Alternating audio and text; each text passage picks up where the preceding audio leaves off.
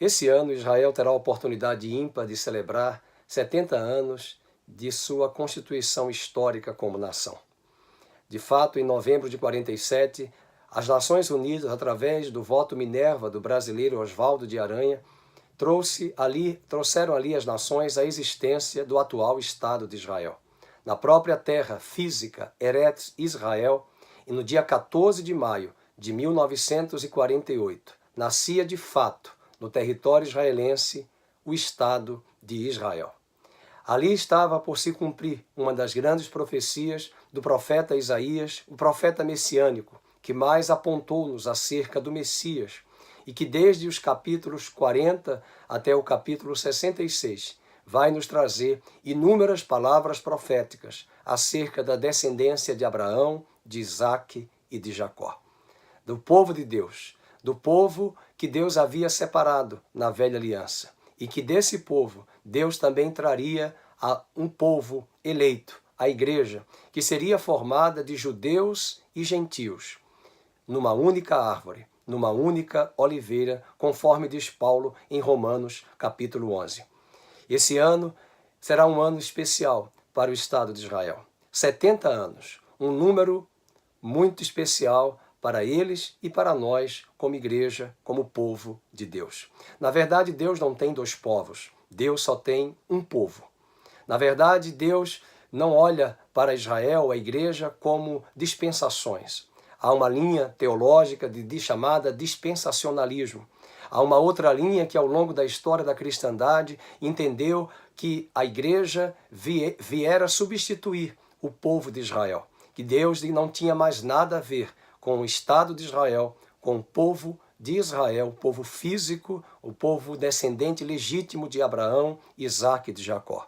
Mas à luz da escrita de Paulo aos Romanos, capítulo 11, vamos encontrar que Israel representava ali a oliveira verdadeira.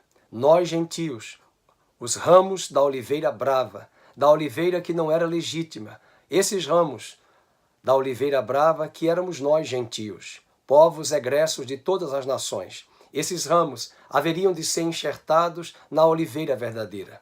E os ramos naturais da oliveira verdadeira, os judeus, voltariam a ser reenxertados nos últimos dias, antes da segunda vinda, uma vez que muitos desses ramos naturais, judeus, da oliveira verdadeira, haviam sido quebrados porque foram incrédulos e não deram crédito à pessoa, obra e ministério de Cristo Jesus como Messias. É bem verdade que, à luz de Efésios capítulo 2, Paulo também diz que de ambos os povos, judeus e gentios, Deus derrubou a barreira de separação e constituiu de ambos os povos um só povo, a igreja. E a igreja é o povo que Deus estabeleceu desde a eternidade, desde Abraão, o pai da fé, de que através dele uma multidão incontável, maior do que a areia do mar, as estrelas do céu, impossível de contar a areia, os grãos de areia e as estrelas do céu. É esta imensidão, é este número incontável que apontava a luz do Apocalipse, a luz dos textos da velha aliança para os textos da nova aliança, de que a igreja haveria de ser formada. Deus disse a Abraão, o teu descendente Abraão abençoará todas as famílias da terra.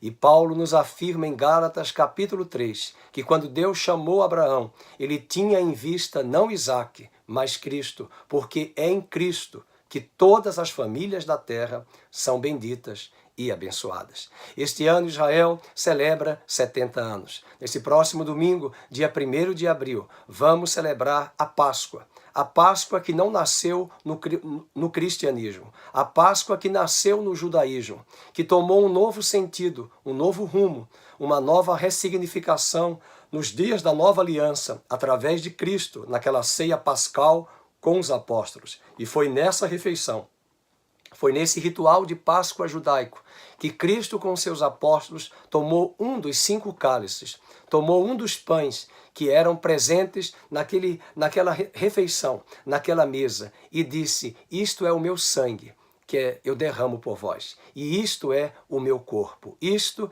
ele se remetia ao partir o pão que era uma representação dos 3 pães, representando os 3 grupos dentro da nação de Israel, representando os 3 patriarcas, Abraão, Isaque e Jacó. Deus, através de Cristo, instituiu na nova aliança um novo sentido para mim e para você da Páscoa. Páscoa é passagem. Nesta mesma festa da Páscoa, nós temos logo em seguida, posterior ao primeiro dia da Páscoa, uma festa chamada Festa dos Pães Asmos. Os asmos que são pães sem fermento.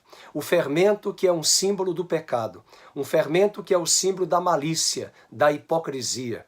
O apóstolo Paulo nos convida a eu e você tirarmos das nossas casas, dos nossos corações, das nossas mentes, das nossas vidas, das nossas práticas e ações cotidianas, o fermento, a malícia, a hipocrisia. Celebremos, pois, o Cordeiro Pascal, porque de fato Cristo é a nossa Páscoa. Feliz Pêssar, feliz Páscoa para você e a sua família. Deus abençoe a sua vida.